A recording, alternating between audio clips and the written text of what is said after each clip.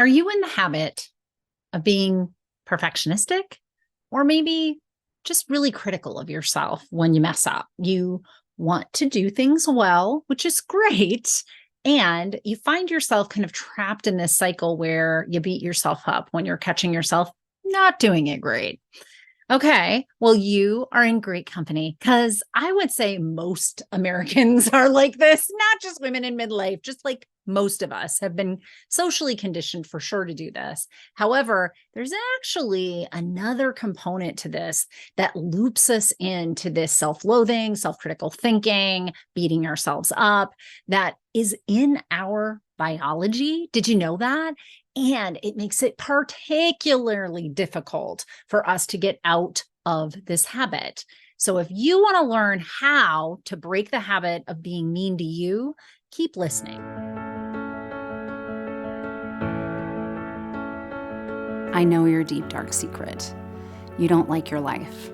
You're a woman in midlife, and for the past 2 decades or more, you've poured yourself in to other people. You've poured yourself into your career, your family, and yet on the inside, you feel broken. And that's no way to be. I'm Dr. Natalie Marr. I'm a clinical psychologist and a life transition expert. It wasn't too long ago that I was in your shoes, waking up in my early 40s, thinking I've got 2 failed marriages, and I'm a single mom for the second time in my life. And I just knew that I could do better, that I could feel better. Fortunately for you, I have about 20 years experience clinically. And so I've created a method that will help you learn to love your story. I know that the story that you're telling yourself about your life feels awful. And I know that you think that you can't change that. I assure you, you can. And when we work together, I'm gonna help you to craft a different story, a story that you love, a story that makes you want to get up every single day. Welcome back, everybody. Okay, so I get to talk to you today. I get to sit down with my cup of ambition and have a little convo with you, which I am really looking forward to. I hope that you caught my last podcast. Amy, one of my former group coaching participants, did the midlife mastery evaluation process with me and demonstrated for all of you, it's pretty harmless. It's actually really fun. You'll learn quite a bit of stuff, and I give you so much to work with. Now, Amy is ahead of us. You know, she did my group coaching program, so she's a little ahead of us. And as far as getting into this centered life thriving concept, really choosing the life we want to be living in instead of just living the life that we're not feeling comfortable with, but we don't hate. We're not in a midlife crisis yet, but we really are kind of in that midlife unraveling and realizing some of this stuff ain't working for us. You know, this is not my thing. Some of this stuff is not working for us. This is not working. So we are looking for the things that we need to do to find that centered life thriving, right?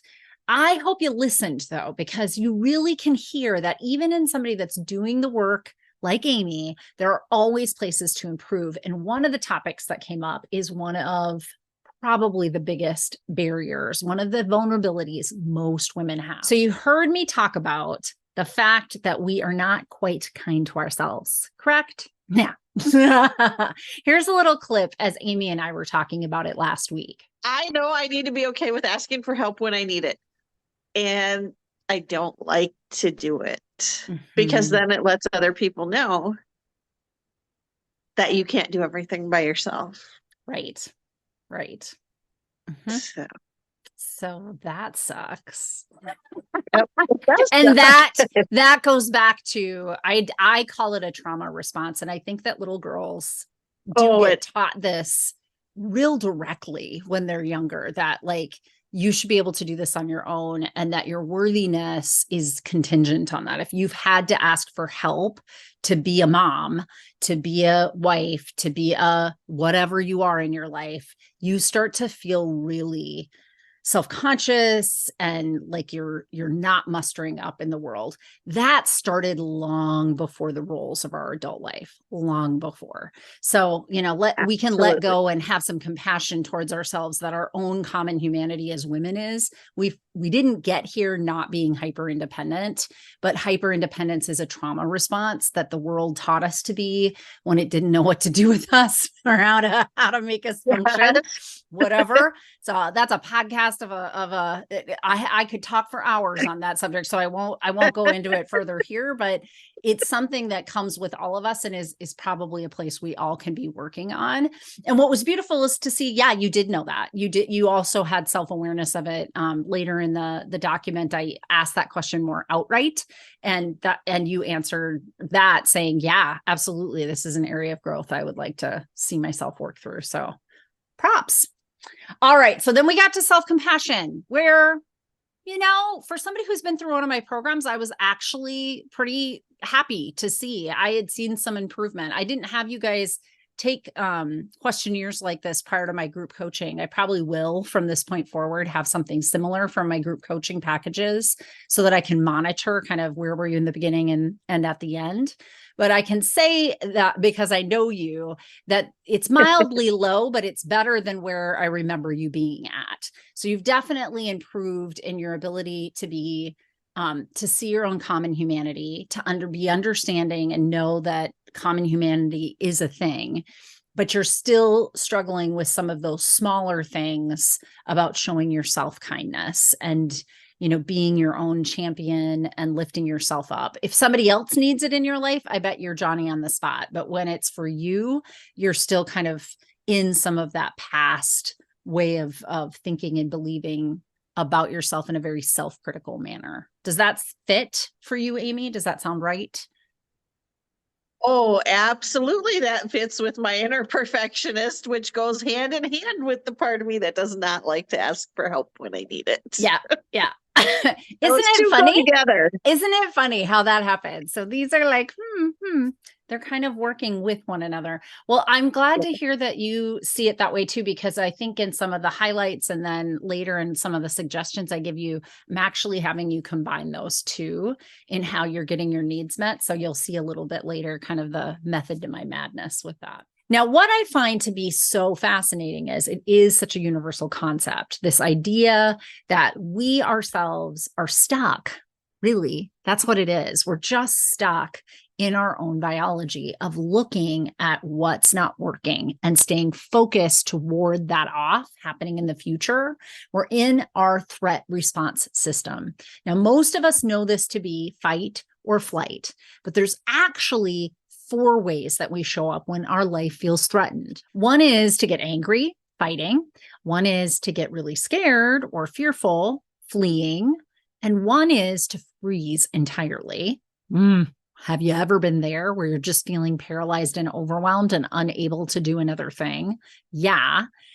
And the fourth, not as familiar or talked about, is fawning, which is to preventatively try and ward off any possibility you'll ever be here again.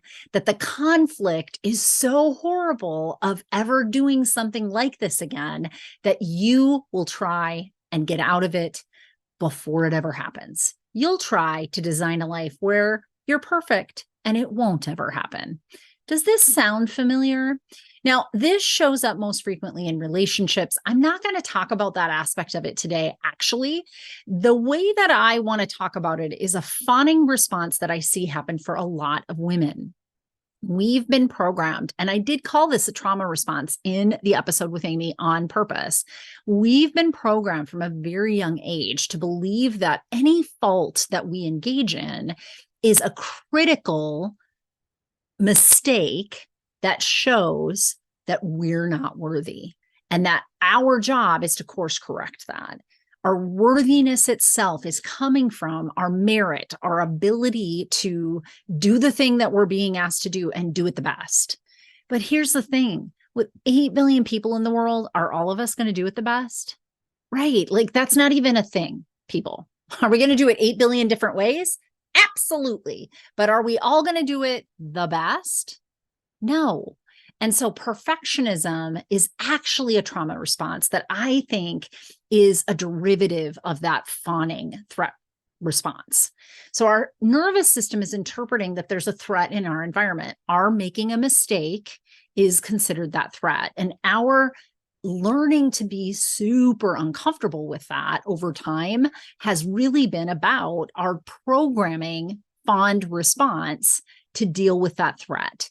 So we take it another level. We not only know in the moment that we did something wrong and get hypercritical, we learn the behavior of hypercriticalness, the inner mean girl that you've heard me talk about before. We learn that skill set as a way of warding off any future mistakes as well. And we think that in beating ourselves up, that over time will prevent the possibility of any conflict from happening. Now, the other side of this fawn response is that we're doing this to prevent any kind of conflict down the road interpersonally with other people. We don't want to show up in mistake, not perfect. And so we're trying to course correct what we're doing wrong. We actually are taking on some of those fight responses because we've become really critical, really mean to ourselves, honestly. But all of this is taking place in our own polyvagal nervous system biology. And we don't have a lot of control over the fact that we're biologically wired to show up in this way. So here is where I teach some tricks in my courses under growth mindset. I want us to actually link the biology response to a new response. So I can't get rid of what is millions of years of DNA writing. I know that your body will physically think of it as a threat when we show up in mistake. We have kind of that internal discomfort, feeling shameful, feeling guilty, feeling dumb, and that's going to happen. But now I want you to use that as your body cue to shift into a new way of doing things. Are you liking what you're hearing today in this podcast episode? Oh, I am so glad. I love being able to really touch people in a place where they need the help, right? So I have two requests of you. The first one, could you just think of one person in your life that also could hear this message? I bet you could. And what I'd ask you to do is when you're done listening today, why don't you just take the link and send it to that person, right? Let them have a chance to also gain from this the way that you are today. And then the second thing that I would request that you do is make sure that you're following me where you get your podcasts. Like, comment. I even on Spotify have questions each and every week. Use any of those outlets because it does help me help you. What I gather from that information is what you want to hear about. And then I make sure that these podcasts are relevant to what your needs are. The new way of doing things is to try and become the most excellent version of you ever, which is a growth mindset. Perfectionism is a fixed mindset. It believes that underneath it, there is a right way and a not right way. And that perfectionism is when we arrive in that right way and stay there statically. There's no room to wiggle. There's no room to grow. There's no room to evolve or add new things. Perfectionism is a false belief that there's a place to arrive that's right. I think a more evolved way of being is to think about it as excellence. That if you want to be the best version of yourself every day, you can do that. And the growth mindset and to this is tomorrow you can be a better version. And the next day, a better version. And the next day, a better version. And on and on. So what I want you to try to link it over to is this idea that I can be responsible in today to be as excellent as I possibly can based on what I know and also learning at the same time so that I can be a better version the next day. This allows for mistake. This allows for learning. If in this moment, I am not doing it the right way, I'm learning and evolving towards a righter way to do things. And so my version today did it this way, course adjusted, and tomorrow did it this way. Tomorrow, I'm a little more excellent than I was today. And that's exactly what I want you to do. So this kind of growth mindset really needs those biological underpinnings, those feelings of discomfort, those inner mean girl parts of us to come out. And they are the announcement that we're trying to go back into that survival mode. But survival mode is not thriving mode. Okay. Starting to get how all this weaves together. Survival mode means I'm just living to live another day. Thrival mode is I'm living to be a better version of myself in every moment as I keep evolving.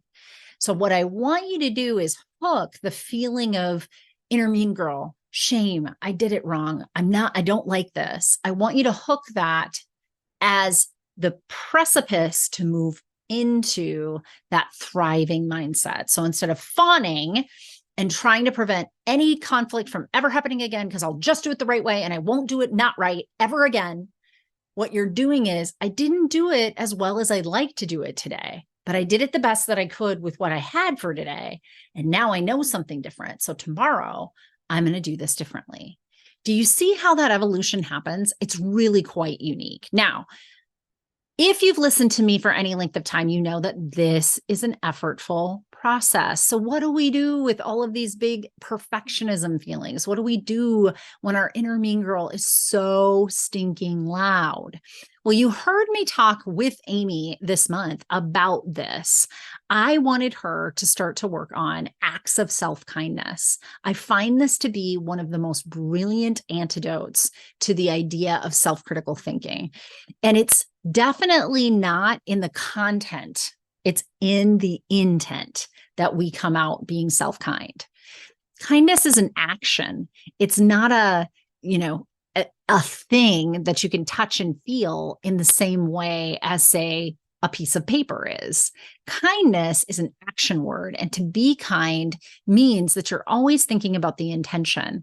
Now, I had a podcast not too long ago where I talked about this idea of us loving ourselves. You can go back to that core, right? We can go back to really feeling at our center that our whole job in this world is to love the being that we were given, this soul, the one soul we were given control over completely. I'm going to come back to her.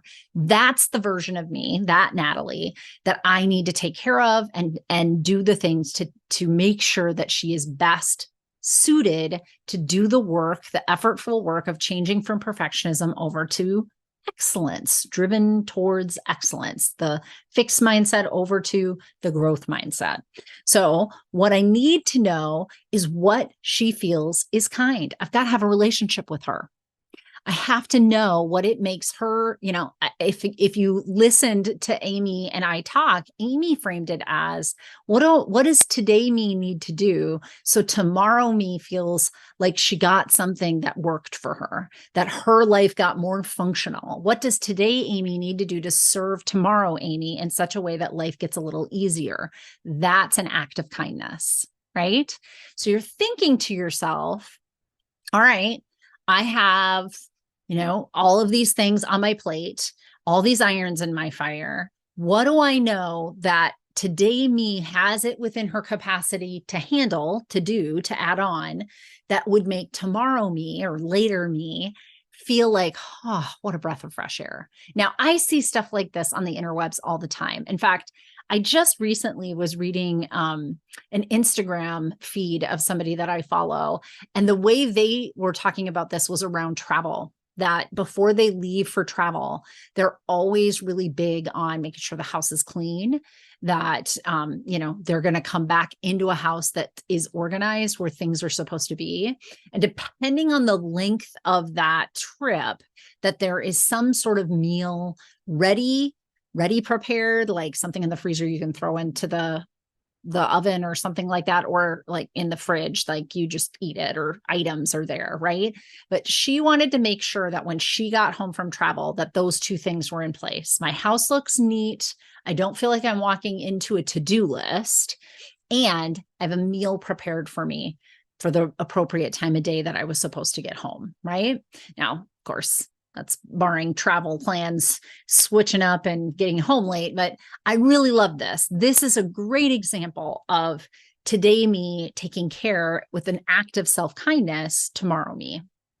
And just looking at my situation and making sure the intention behind it is to make future me have, just a little relief, just a little kindness, just a little something in their life that makes life feel like, oh, this is it. This is it. This is what I want. Now, does it arrive at perfection? No. But I think these acts of self-kindness really over time develop a trust with yourself, which I know sounds a little strange, but think about it. Like if you've got somebody in your life that's always kind of there for you, made sure that you had this, asked you about that, when you needed help, said yes. What happens over time is we build trust with them, right? And so these small acts of kindness really are a big generator of that trust. I want you to be giving yourself small acts of kindness because over time, what I see happening for you is that you will start to trust that that will happen. And that if it hasn't happened, there must be an exception for that, that the rule really is that you're usually very much invested in those self-kindness acts. And if you trust that, even if you waver in it, your body and your mind knows, yeah, but I got my back. I got this. Like the travel plans changed. The meal didn't work out, but guess what? I know I got my back, so I'll be okay. And the next time it'll be adjusted and we'll do a little better. You can see how these concepts now complement each other. That pursuit from fixed mindset to growth mindset, where you're perfectionistic to aspiring for excellence, and acting in a way that's kind to yourself in small little increments eventually builds this really unbelievable trust that you have your own back. And then you can be more flexible, more agile. And ultimately, both of these are helping with that agility, that mental and emotional agility to kind of flex through life, no matter what life decides to throw at us, right? So if there was something that you could pull from this really great example in the midlife valuation with Amy this month, it's that I want you to know, first of all, you're normal, that you are wired to be more focused on the negative. And so your inner mean girl, she's supposed to be there. But instead of hating her and pushing her away, let's just use her voice, loud as it is, as a cue to move into trying to act in a way that you're challenging yourself towards excellence instead of perfectionism. Perfectionism is fixed and unattainable. And it's part of that nefarious way that I think I've talked about this in an earlier podcast, but capitalism is always trying to breed not enoughness. I had a car once. Beautiful car, loved its color, loved every part of the inside of that car, except for one thing, cup holder. Every time I used that car, cup holder bothered me, which made me continue to want more and look for another car. This is the nefarious way that our society has programmed us, is that we're never enough. It's not enough. We're not going to get enough. And we keep pursuing happiness outside of ourselves. That isn't what I want for you. I want you to know you love you, you take care of you, and you're always here for you. And so breeding that with these small acts of self-kindness really helps us solidify and be able to do the effortful work of moving from that perfectionistic attitude, that mean girl attitude, into she's my cue to go here, where I am actually going to celebrate my failures. I'm going to celebrate my falling down because it's part of my learning, so that tomorrow I can be a better version of myself. And the next day I can be a better version of myself. So hopefully these two little tricks put in combination with what we've talked about as far as staying anchored in that idea of self-love are going to help you on your journey to learning to love your story and find that centered life thriving. I'm just so grateful that you are a loyal listener and that what I'm delivering here is something that you want to be listening to each and every week. There are just other ways that you can be working with me through learntoloveyourstory.com, and I want to make sure that you know what those are. Now, for starters, all of these are links that you would find in the notes for every single podcast. And if you found me in a post on learntoloveyourstory.com, all of these links are there as well. But there are 3 ways that you can work with me. The first, and the one that I really strongly recommend, is join my Facebook group, join my community. This is a place where we can all talk with one another about what you're hearing me put out on podcasts, write in my blogs, and you really get some support, some community around making change, working towards that centered life thriving that you want. The second thing is I have a whole set of courses online.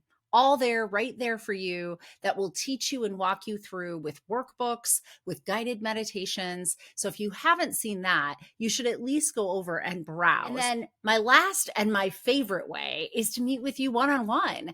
I do a free consultation for an entire hour. It's called a midlife valuation. And that's what we're going to do. Look at the value of your midlife. We're going to compare that to the goals that you have for yourself. And we're going to help you come up with a plan where there's gaps there. And it's all free to you. So these are the 3 ways to get started working with me in another way if you're loving what you're hearing on the podcast. All right. So I'm adding a little addition here. It's the legal stuff. Just so you're aware, nothing in any of these podcasts constitutes actual psychotherapy. Yes, I am a licensed clinical psychologist in the state of Minnesota, but everything here is just educational in nature and is a suggestion of things that you could be doing in your own life to learn how to love the life that you're in instead of waiting for a life that you're dreaming of to come towards you. So just remember, this is not therapy. And if ever you need any resources for mental health, look in my notes and I'll always have a little blurb at the bottom where you can click on a link and get those services for yourself.